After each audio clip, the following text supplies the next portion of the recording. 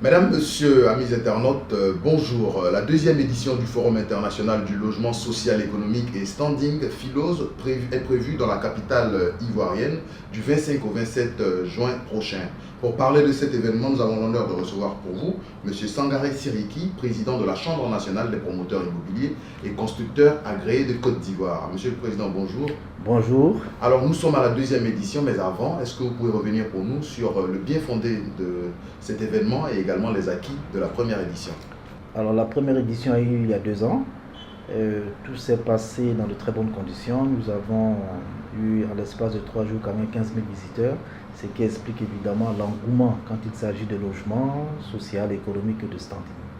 Alors, vous savez qu'on a commencé ce programme suite à un constat très désastreux, c'est-à-dire un déficit chronique en matière de logement, non seulement en Côte d'Ivoire, mais aussi en Afrique subsaharienne. Un déficit qui se chiffre autour quand même de 500 à 600 000 logements de façon conjoncturelle, mais de façon structurelle quand même autour de 40 à 50 000. Parce que la Banque mondiale a fait des études, nous avons des statistiques qui nous démontrent qu'il y a quand même 17 000 ménages qui se créent chaque année. Donc il faut loger tout le monde et voir aussi autour de nous lorsqu'il pleut, vous voyez quand même des situations catastrophiques. Des gens qui sont logés dans des endroits inadaptés, qu'il faut les loger. Donc tout ça, ce sont des besoins en fait en matière de logement. Alors nous avons pensé à ce forum-là pour pouvoir réunir autour d'une plateforme tous les acteurs dans le domaine du logement. Alors la première édition a eu lieu il y a 2 ans, tout simplement parce que nous venions de commencer un programme ambitieux, un programme initié par le chef de l'État, que nous avons appelé le programme présidentiel des logements sociaux, économiques et standing. Alors, il y a eu d'entrée de jeu certaines difficultés, autour du foncier, des financements et de la fiscalité. Donc, il fallait expliquer aux uns et aux autres que construire une maison, certes, c'est une bonne chose, mais il y a beaucoup de difficultés. Et lorsque le bâtiment est sorti, ça sous-entend qu'il y a eu beaucoup de travaux qui ont été effectués, et notamment les études, notamment les recherches de financement, le montage de dossiers. Et tous ces acteurs-là, nous avons réunis et nous avons, au cours du forum, créé des rencontres B2B entre les promoteurs ivoiriens et les promoteurs étrangers, des investisseurs qui étaient intéressés. Nous avons approché des fonds d'investissement à l'époque pour leur expliquer les enjeux et les intérêts des uns des autres dans un partenariat win-win. Et comme constat aujourd'hui, nous avons certaines entreprises quand même qui se sont implantées. Je dis toujours que la demande est tellement très forte ici qu'il ne faut pas évidemment s'attarder sur les petits détails. Il faut faire appel à des investisseurs. Ces investisseurs qui, eux, ont de l'offre chez eux, mais qui n'ont pas de demande. Donc, ensemble, on peut réduire le déficit du logement ici. Donc, la sortie de la première édition nous a permis quand même d'élaborer, évidemment, le début de certaines rencontres, de certaines stratégies. Si on s'en tient donc à la thématique de cette année, le forum a pour ambition de réunir toute l'Afrique autour de la question du logement. Alors, est-ce que vous pouvez revenir pour nous sur la thématique et justement, qu'est-ce qui justifie ce choix? Il n'y a pas que la Côte d'Ivoire qui a un gros problème de déficit.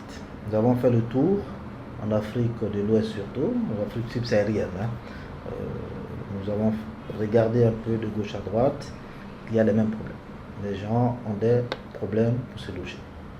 Nous nous sommes dit qu'il était intéressant que nous puissions ensemble partager d'abord nos différentes expériences en matière de logement et profiter de l'expérience de la Côte d'Ivoire pour pouvoir faire partager à certains pays de la sous-région et aussi recueillir certaines expériences de part et d'autre.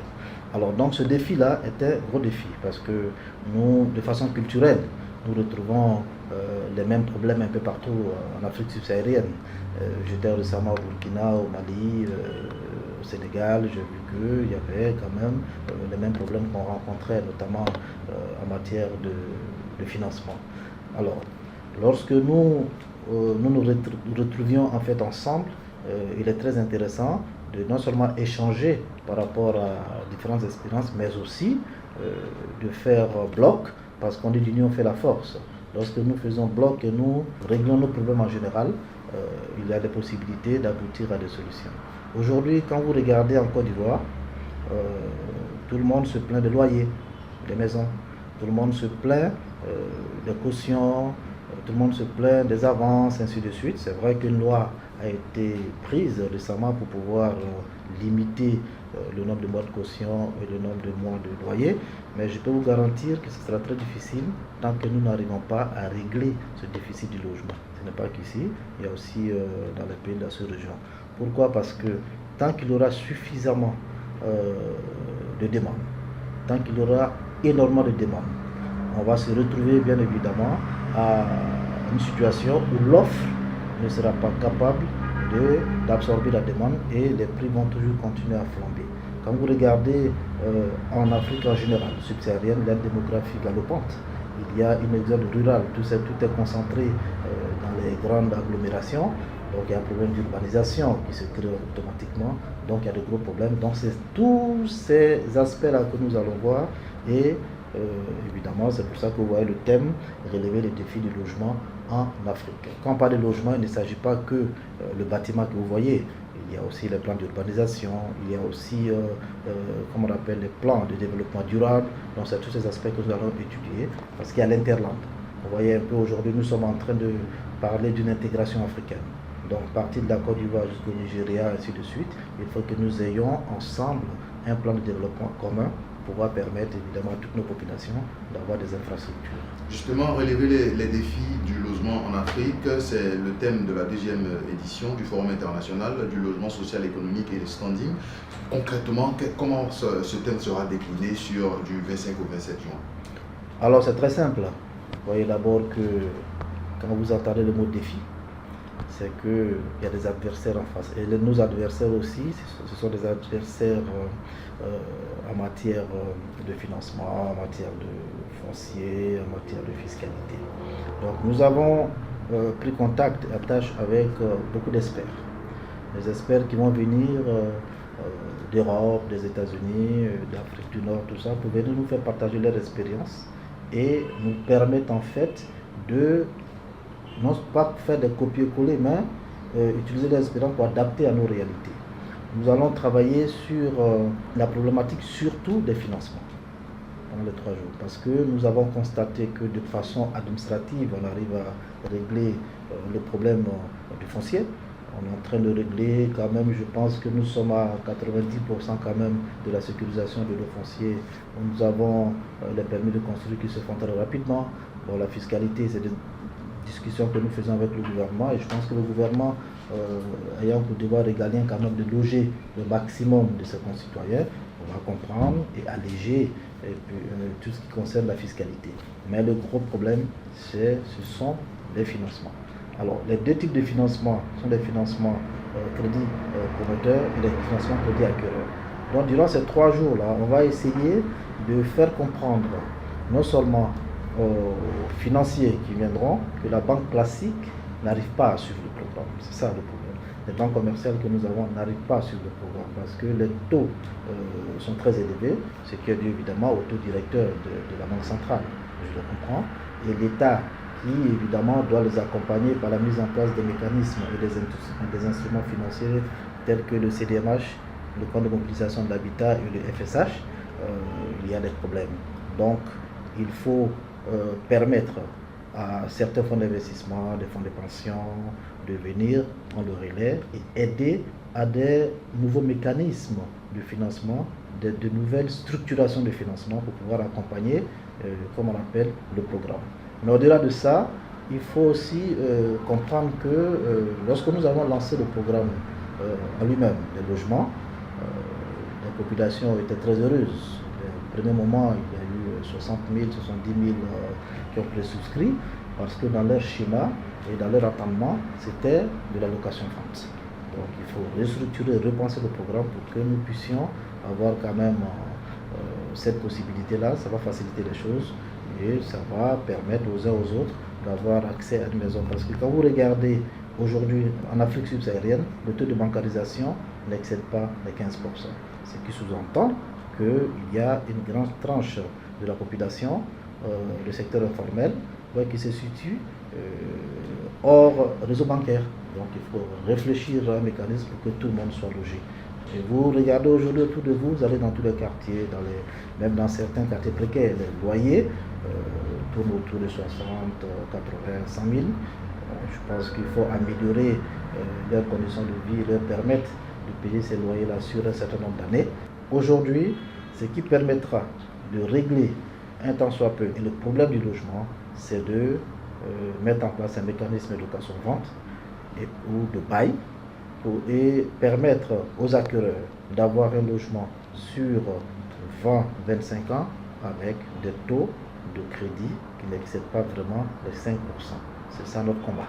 Au-delà des experts qui seront à ce forum, qui est attendu donc pour échanger autour des questions du logement? Alors, au-delà des experts, évidemment, nous avons des autorités du pays aussi. Nous avons le Premier ministre à qui nous avons demandé le parrainage évidemment de ce forum-là, parce que l'enjeu est très important. Le gouvernement doit accompagner forcément cette initiative, parce qu'il faut évidemment régler le problème du logement en Afrique, parce que c'est un devoir régalien de l'État de loger les populations. Et il y aura le ministre des Finances avec ses collaborateurs pour expliquer tout ce qui rentre dans ce mécanisme de financement, qu'est-ce que l'État apporte exactement pour accompagner le programme.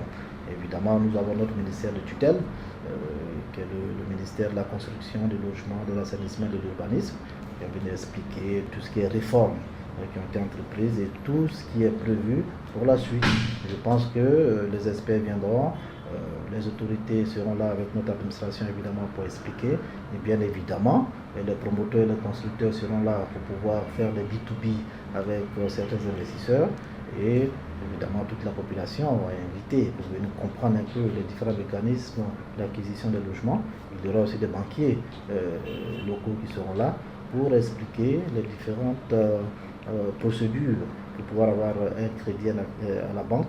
Et nous allons expliquer aussi pour ceux qui n'ont pas de crédit, possibilité de crédit bancaire, parce que soit ils n'ont pas la quotité cessible qu'il faut, ou encore s'ils n'ont pas de compte en banque, bon, on leur expliquera comment est-ce qu'ils peuvent acquérir une maison. Et puis bon, lorsque le bâtiment va, tout va.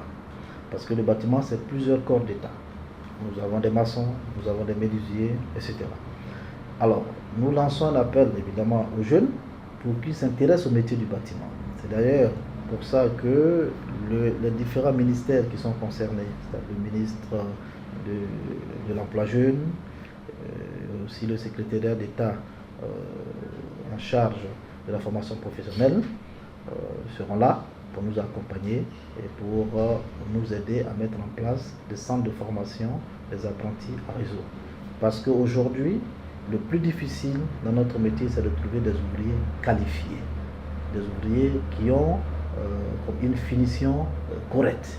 Et donc nous allons permettre aux jeunes d'avoir évidemment des possibilités de s'améliorer et au-delà aussi leur permettre d'avoir des renforcements des capacités. Et donc notre souhait est que le gouvernement nous accompagne dans ce volet-là, parce qu'aujourd'hui, lorsque je disais tantôt le bâtiment va, tout va, mais au-delà de ça, l'économie s'envole.